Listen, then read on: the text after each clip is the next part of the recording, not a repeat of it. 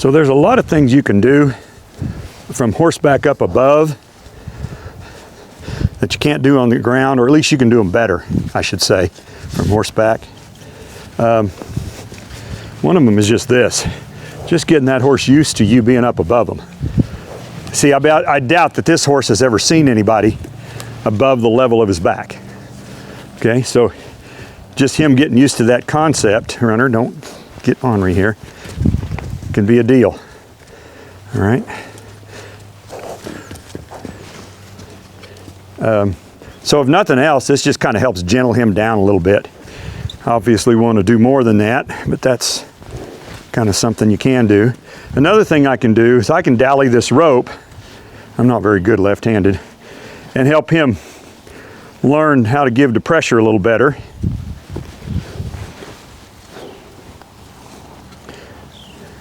You may notice I don't have a bridle on my saddle horse. The reason for that is I've had this happen where the colt that you're ponying will stick its nose under your horse's neck and try to run under your horse's neck. And they'll get their nose in between your reins and your horse, and then you've kind of got a problem. But with a halter, I don't need a bridle to ride this horse. With a halter, it's a whole lot safer. If that did happen, he's not going to hurt my horse's mouth or, you know, anything like that. Let me see if I can switch sides here.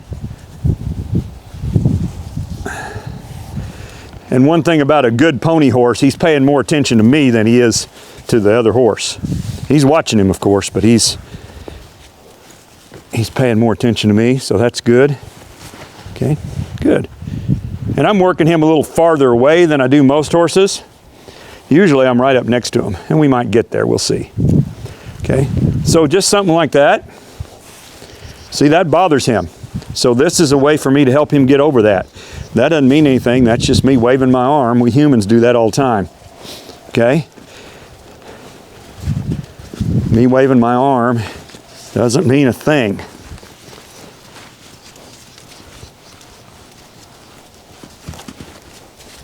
Okay, good. You know, and if he decides to take off, this rope halter is going to stop him. Good boy. Okay, so he's getting the hang of that. Good.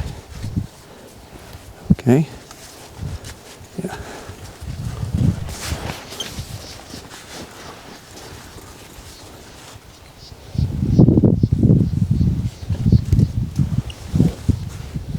Okay.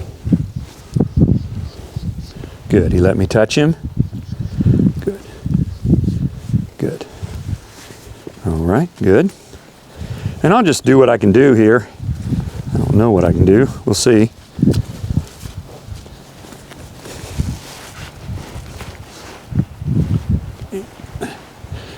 And that's, I missed my dally right then. There we go.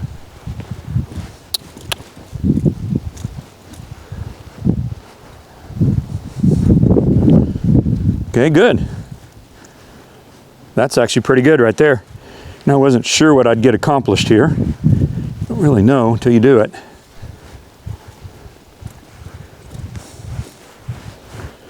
Good.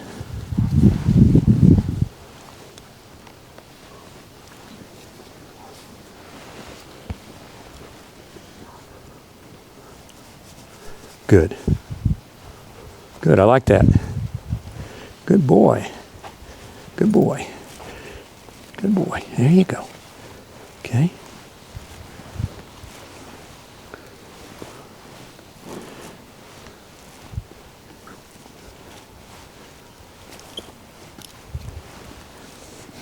And this horse, you know, I mentioned on the last video that he was running through me and not really respecting my space. It's just because nobody's ever taught him that, you know.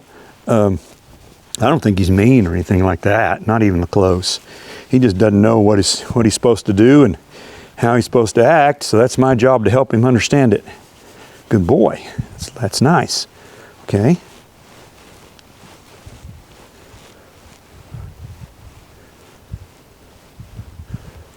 Good. I had a mare here a couple years ago. I remember one day I spent 30 minutes doing this right here.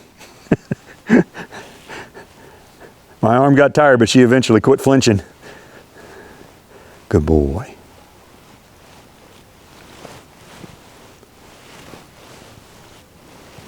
Good boy, yeah. See? Wasn't so bad, was it? Huh? No.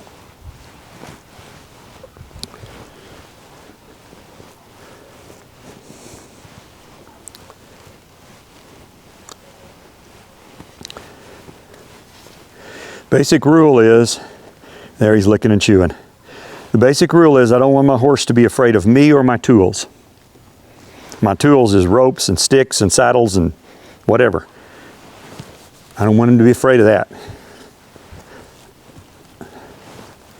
So it's my job to help him not be. Okay, there we go, good. So now he's letting me get in a little bit closer. I like that. Good boy. And he could bite me.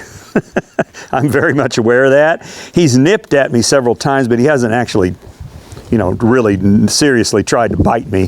The nipping was just I'm scared, get away from me kind of thing, which doesn't mean it won't hurt. He hurt a lot. Okay,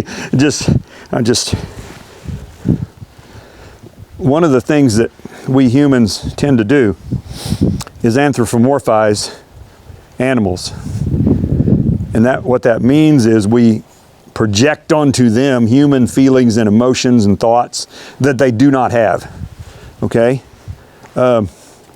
Horses don't have a lot of human emotions like envy and jealousy and retribution and forgiveness. Well, a lot of that stuff, they just are what they are. And so, you know, a horse bites somebody and they go, oh, that horse is mean. He's trying to whatever. He hates me, you know. Most likely if a horse bites someone, he's just trying to protect himself. And right here is, you notice how I just spun Runner's butt around using my spur? That's why you need a good pony horse. You don't want to do this, especially a horse this dangerous. You don't want to do it unless you've got a super, super good pony horse. Because I can put Runner wherever I want him, and I can move his front end, move his back end, move him over this way, side pass. You know, I can do whatever I need him to do. Get him out of harm's way fairly quickly. Okay. All right. Let's change back to the other side.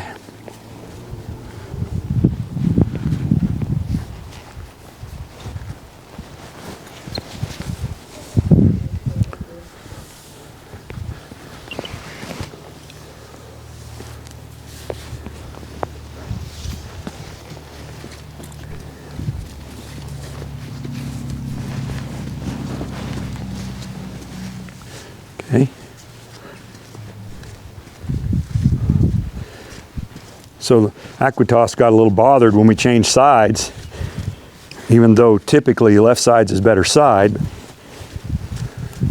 So I'll just kind of do this for a minute and let him kind of try to get over it. There you go, buddy. There you go. I'm sorry, I just broke the rule. He was starting to lick and chew and I interrupted him and didn't mean to. It's accidental.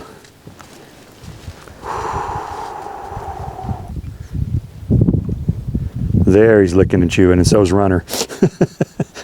They both took a lick and chew break.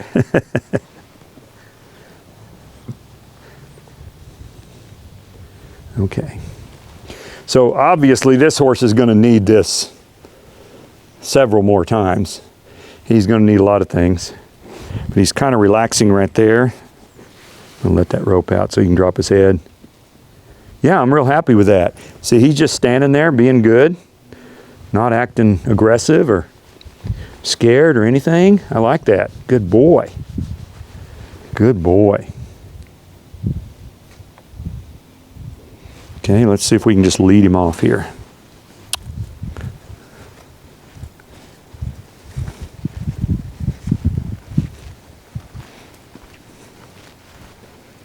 Good.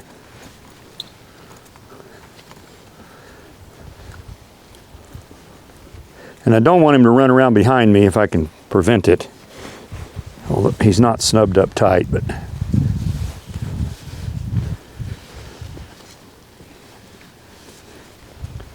I'd like him to let me get on his right side.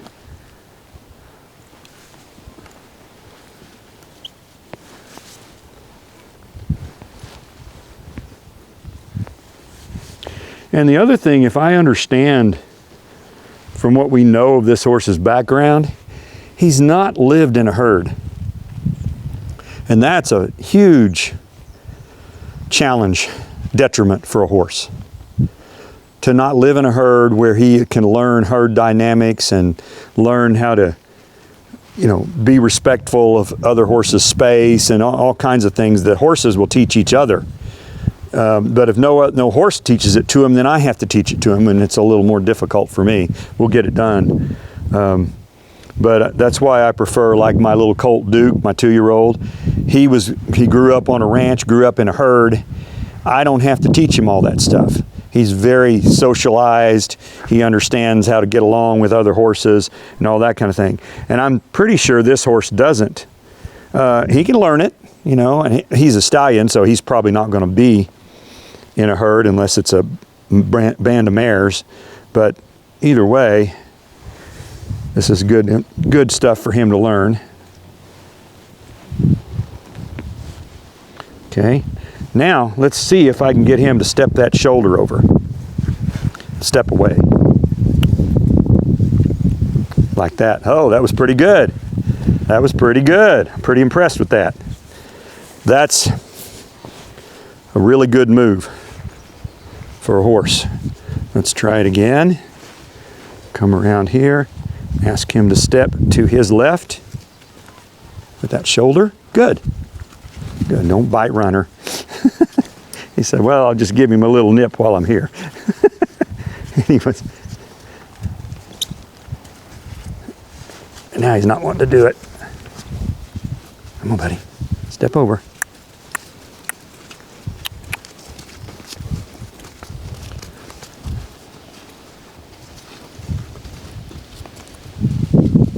There we go. Okay, good. Good. Let's see if I can get him to go the other way. Step that shoulder over. Come on. There. Good. And that's, you know, this horse could easily just rear up and strike me doing that kind of stuff. I'm aware of that. I'm watching very closely. I guess I should put a disclaimer, do not try this at home kind of thing. But he's handling it well. Good boy.